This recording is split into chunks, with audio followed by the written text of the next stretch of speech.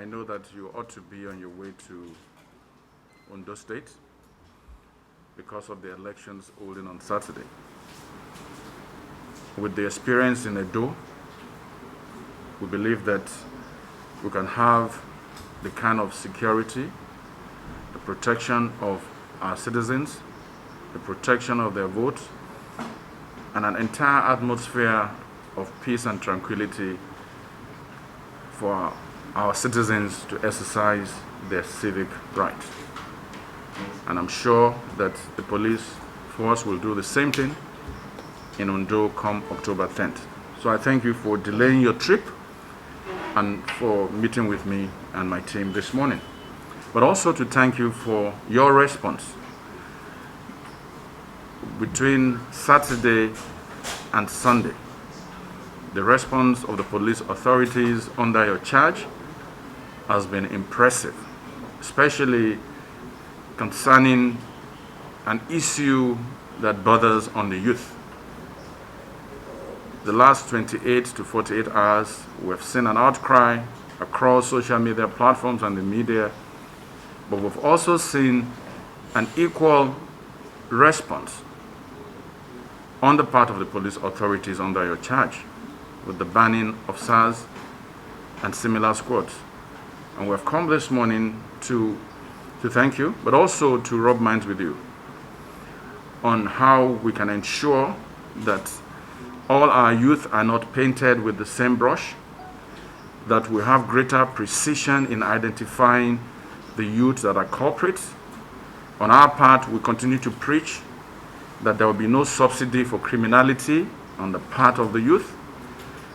We continue to preach that our youth should be law-abiding, and whoever is not law-abiding will face the wrath of the law.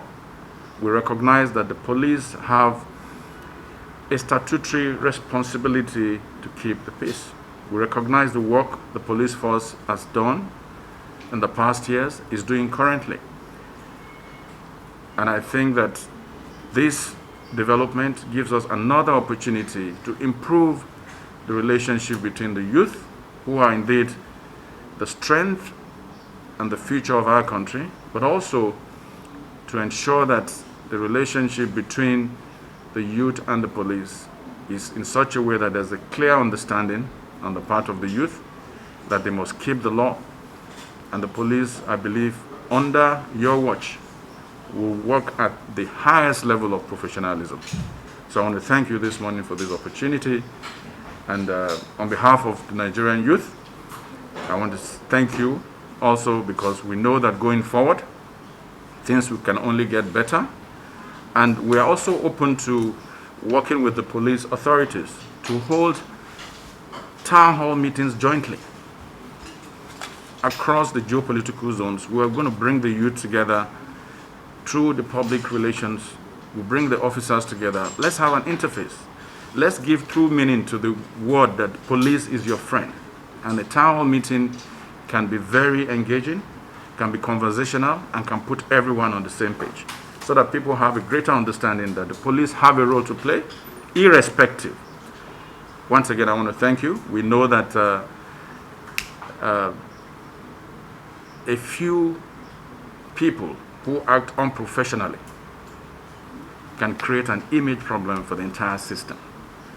But we know that you lead a force that is professional and that you will, on your watch, ensure that that part of professionalism is followed. I thank you so much. One of those issues is the behavior of our police outfits vis-a-vis the procedure they enforce the law. The activities of federal SARS or even state SARS or any other unit within the Nigeria police is regulated. When we came on board, the outcry in the country was the extrajudicial activities of the federal SARS. And for that reason, during my maiden speech as Inspector General of Police, I decentralized federal SARS and gave the responsibility and control to the commissioners of police in the states to be checking their activities and also we change their mode of operation. But it seems we need to reform again, because the outcry that is coming, the videos we are seeing on the social media, the complaints we are getting, and the extrajudicial activities of these different units, not only SARS but some other tactical units, are behaviors that are not acceptable, that will require reforms. And we have a lot of opportunity for reforms. We thank God, during this administration of President Muhammadu Buhari, for years we've been trying to see a robust police act that will enable police to reform. We've not been able to get it until this time around. The President has assented to the police bill. We now have Police Act 2020, which lay out a lot of reforms that must be undertaken in the police. And we hope to implement that to the letter so that Nigerians will have the police force that they desire. Our responsibility and function is to protect the citizens and the property within the country. And that we must do. Any individual within us that goes contrary to his training in terms of being civil to members of the public, in terms of allowing himself or herself to be guided by the procedure in any action that he or she will take, if they go contrary to that, we will not let them go free, because their action may smear the good work that the institution, Nigeria Police Force, is doing. We've identified some of these unruly officers who have been terrorizing youth in particular in the name of Yahoo boys. We made them to stop, but it seems they have not heeded, or few of them have not heeded to that call. We've arrested some in Port Harcourt, some in Delta, and they are facing disciplinary action now. The public may know that a lot of disciplinary actions have been taken and is being taken against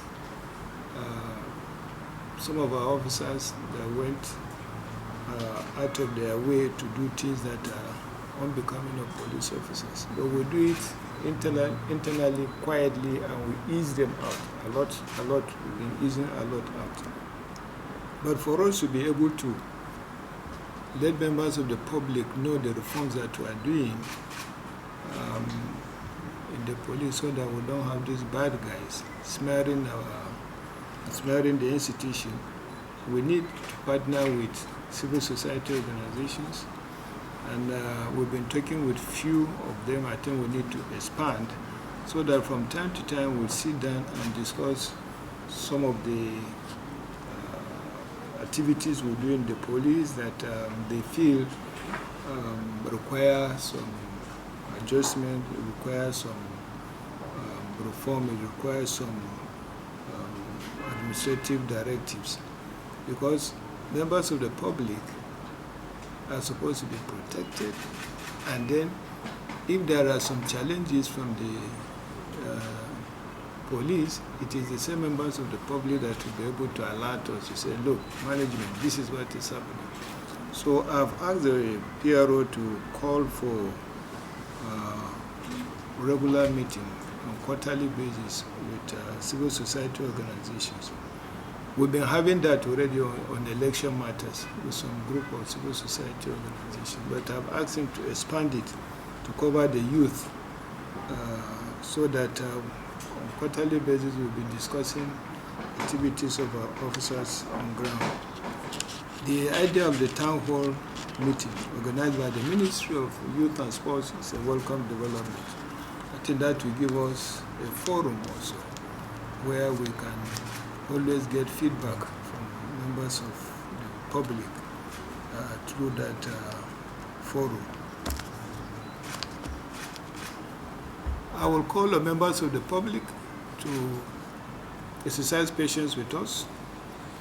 We've already announced some measures against the activities of these unruly officers, whether it is federal SARS or other tactical units.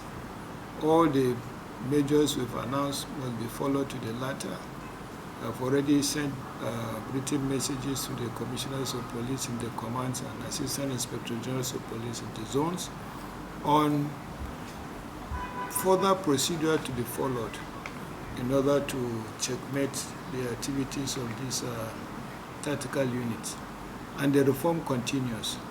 By the time we meet with other civil society organizations, we'll come up with a communique on how we shall collectively work together in each state of the Federation to help in improving the performance of the police in those states.